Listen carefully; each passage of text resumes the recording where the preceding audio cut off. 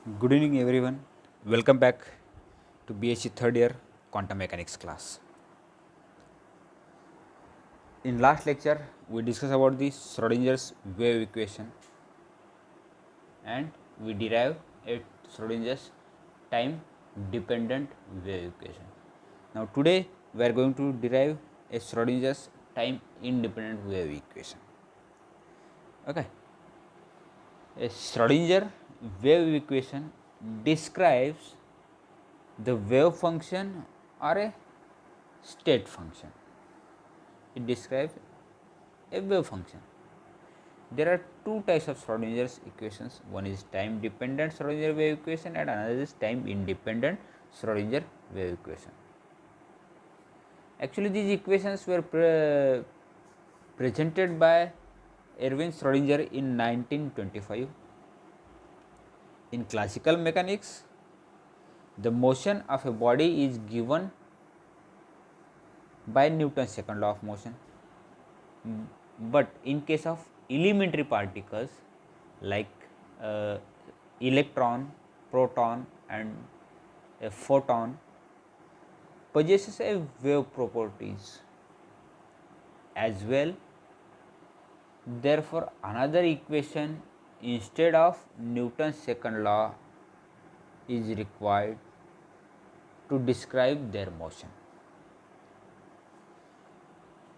For description of such kind of motions, we have to use a Schrodinger's wave equation. Means in classical mechanics we can describe a wave motion by using a Newton's laws. Similarly, if we move towards a microstate, means from classical object to the quantum object like our electron, proton, photon, in that case we cannot use a Newton's second law as it is. We have to use a different techniques or we have to use a quantum mechanics concept, and that was described by Schrodinger's. That's why we called as Schrodinger's wave equation. Okay. Now the new equation must take into account a wave properties of a particle and it should therefore be similar to the equation describing wave on a string in acoustic or electromagnetic wave. These equations was found in 1926 by the physicist Schrodinger, and that's why we called as a Schrodinger's wave equation. Now today we are going to derive a Schrodinger's wave equation, its time independent form. For that, let us consider a particle of a mass m moving with a velocity v in a space. Suppose a system of a stationary wave is associated with the particle at any point in a space in the neighborhood of a particle. To describe such kind of motion, we have to use a one wave function. That wave function is a psi. Therefore, psi is equal to psi naught sin 2 pi nu t. Let us consider this is equation 1 where omega is equal to 2 pi nu, or psi naught is nothing but the amplitude of that wave and nu is the frequency. Okay.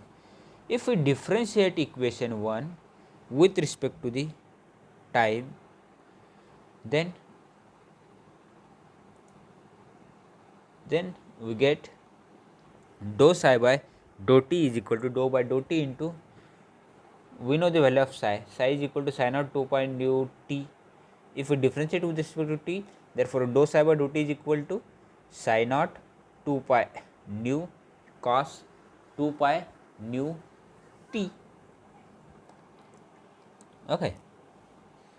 Again differentiating above equation with respect to time, then we get dou by dou t into dou psi by dou t.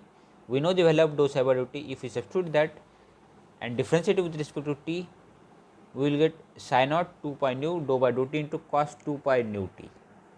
Nu naught, if we differentiate, it gives psi naught into 2 pi nu into in bracket minus sin 2 pi nu t into 2 pi nu.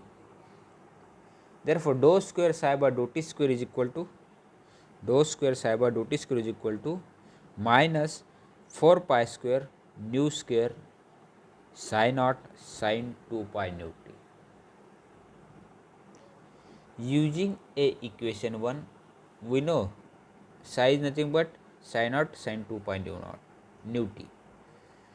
If we use that equation, therefore above equation becomes dou square psi by dou t square is equal to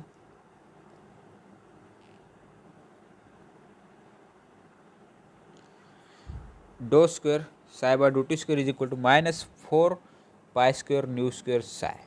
Let us consider this is equation 2. Since the general wave equation can be represented by an equation dou square psi by dou t square is equal to del square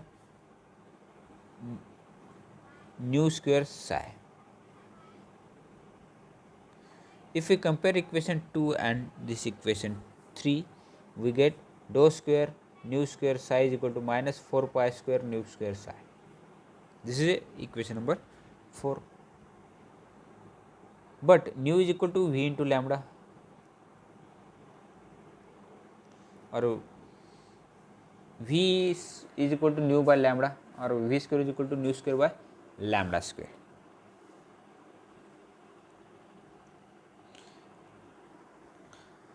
Now, equation 4 will be del square nu square psi is equal to minus 4 pi square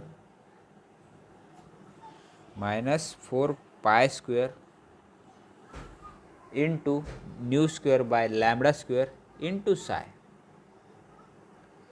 If we simplify, you will get minus del square psi square del square nu square psi is equal to minus 4 pi square by lambda square into psi. This is equation number 5. Now, by using a de Broglie's hypothesis, lambda can be defined as lambda is equal to h by mv, or lambda square is equal to h square by m square v square.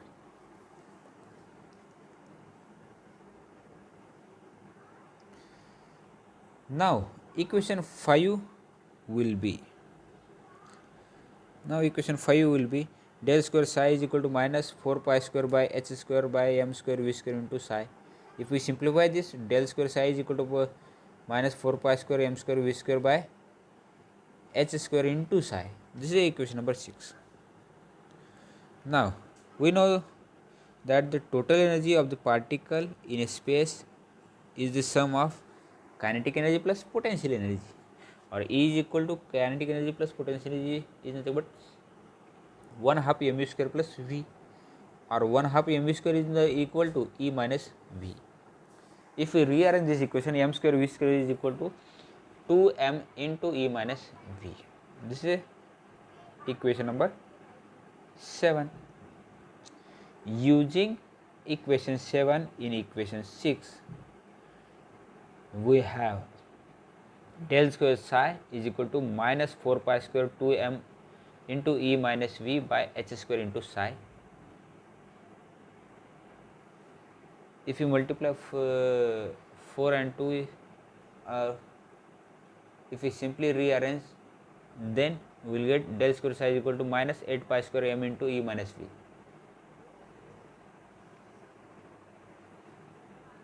by h square psi, or del square psi plus 8 pi square m into E minus v by h square psi is equal to 0. This is the Schrodinger's time independent wave equation. Okay, if you have any doubt related with this derivation, you can ask me anytime. A simple derivation is there. We have to follow steps, then finally we will get the Schrodinger's time independent wave equation.